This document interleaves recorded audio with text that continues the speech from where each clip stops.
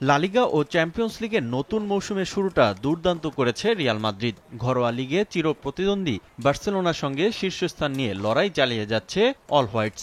নতুন মৌসুমে একমাত্র অ্যাটলেটিকো মাদ্রিদের বিপক্ষে হেরেছে মাদ্রিদিস্তারা। এবার পয়েন্ট টেবিলের শীর্ষস্থান পুনরুদ্ধারের লড়াইয়ে গেতাফের মাঠে চ্যালেঞ্জ নেবে সাভি আলোনসোর দল।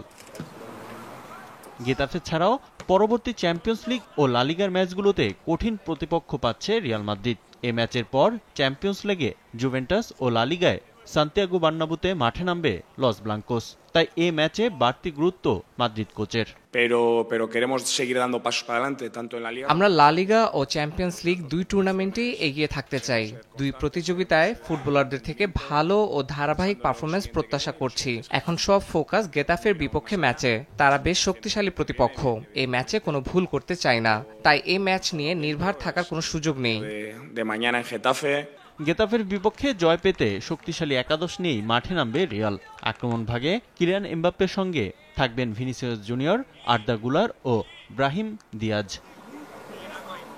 গেতাফের বিপক্ষে স্কোয়াডে ফিরেছেন জুড বেলিংহ্যাম। কাঁধের ইনজুরি কাটিয়ে মাঠে নামার অপেক্ষায় তিনি। পুরো ম্যাচে তাকে পরিকল্পনায় না রাখলেও শুরুর একাদশে চুয়ামেনির সঙ্গে মধ্যমাঠে দেখা যেতে পারে এই ইংলিশ ফুটবলারকে। জুড বেলিংহ্যাম অনেকদিন ধরেই প্রশিক্ষণ করে যাচ্ছে। তার কাঁধের অস্ত্রোপচারের পর এখন অনেকটা উন্নতি করেছে। আশা করছি সে আরো শক্তিশালী হয়ে ফিরবে। সে মাঠে থাকতে ভালোভাবে নিজেকে প্রস্তুত করতে কাজ করে যাচ্ছে। আমরা দ্রুত তাকে মাঠে দেখতে চাই।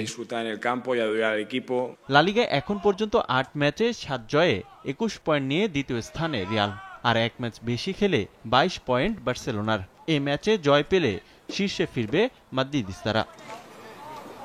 রিফাতুল ইসলাম মিরন, সময় সংবাদ।